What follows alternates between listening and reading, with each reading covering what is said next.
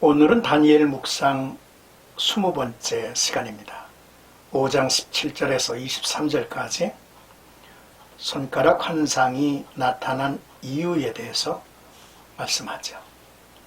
다니엘은 느부갓네살 왕의 경우를 예로 들어서 벨사살 왕의 교만을 지적하며 그에게 임할 하나님의 심판의 정당성을 설명합니다. 먼저 17절, 왕이 제시한 포상을 거절하고 벽에 쓰인 글의 해석을 말하겠다는 다니엘의 모습을 보여주죠.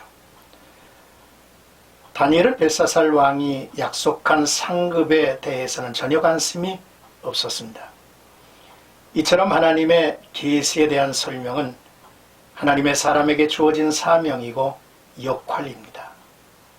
그리고 하나님의 계시에 대한 설명은 오직 하나님이 주신 능력으로 행해지기에 거기에는 어떤 대가도 있을 수 없습니다.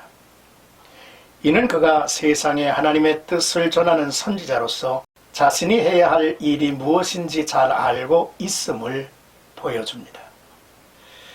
더욱이 왕의 보상 제의는 이미 느부갓네살 왕 때 최고 공직에 있었던 다니엘에게는 흥미를 갖게 할 수 없었을 뿐 아니라 벨사살 왕이 곧 죽게 되리라는 것을 알고 있는 그로서는 그런 제의 자체가 부질없게 들렸을 것입니다. 이제 18절에서 21절은 느부갓네살의 역사에 증거된 하나님의 주권을 다니엘은 설명하고 있죠. 다니엘은 벨사살 왕의 교만을 지적하기 위해서 붙인 느부갓네살 왕에게 나타난 하나님의 섭리를 예로 듭니다. 느부갓네살 왕이 교만하고 완악한 마음을 가졌을 때 하나님은 그에게 주셨던 영광을 빼앗고 짐승의 마음을 받아 왕의 자리에서 쫓겨나 7년을 짐승처럼 살게 했습니다. 그의 마음이 들짐승의 마음과 같았고 또 들나귀와 함께 살며 또 소처럼 풀을 먹으며 그의 몸이 하늘 이슬에 젖었으며 지극히 높으신 하나님의 사람 나라를 다스리시며 자기의 뜻대로 누구든지 그 자리에 세우시는 줄을 알기에 이르렀느니라고 말하고 있죠. 7년이 참으로 그가 하나님 앞에 비로소 겸손하여 하늘을 우러러볼 때에 다시 그의 영광을 회복하게 됐다는 것입니다. 우리는 조상들이 살아온 역사를 볼 줄 알아야 합니다. 하나님은 앞으로 우리가 맞이할 역사를 이미 조상들이 살아온 역사를 통해서 예언하고 계신다는 사실이지요. 이제 22절에서 23절까지는 벨사살 왕의 교만을 책망하는 다니엘입니다. 몰라서 행한 그릇된 행동은 하나님께서 돌이켜주시죠. 그러나 알면서도 행한 죄악은 기회가 없다는 것입니다. 다니엘은 느부갓네살 왕의 죄악된 모습과 그의 회개를 통해 하나님께 긍휼을 입은 사실을 증거하고 있죠. 그러나 벨사살 왕은 그 완악함이 애굽의 바로 임금과 같습니다.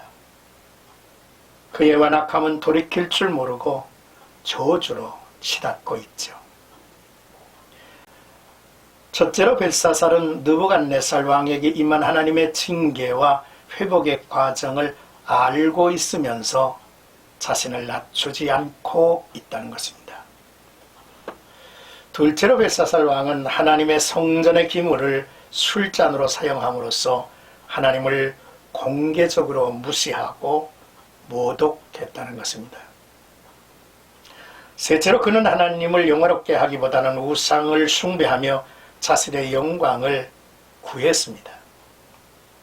다니엘은 왕의 호흡을 주장하시고 왕의 모든 길을 작정하시는 하나님께는 영광을 돌리지 아니한지라 라고 벨사살의 죄목을 확실히 밝힙니다. 다니엘이 밝힌 벨사살 왕의 죄악은 그를 향한 하나님의 심판이 정당한 것임을 밝혀주죠. 오늘의 말씀을 묵상하면서 주목해야 할 내용입니다. 첫째로 다니엘처럼 하나님의 말씀을 증언하며 사는 영성의 사람이 되었으면 좋겠습니다. 둘째로 지나온 역사에서 하나님의 음성을 듣는 묵상의 사람이 되어야 합니다. 셋째로 알면서 죄를 범하는 자는 긍휼을 얻지 못함을 잊지 말아야 하겠습니다. 시편에 이런 말씀이 있습니다. 자기 허물을 능히 깨달을 자 누구리요?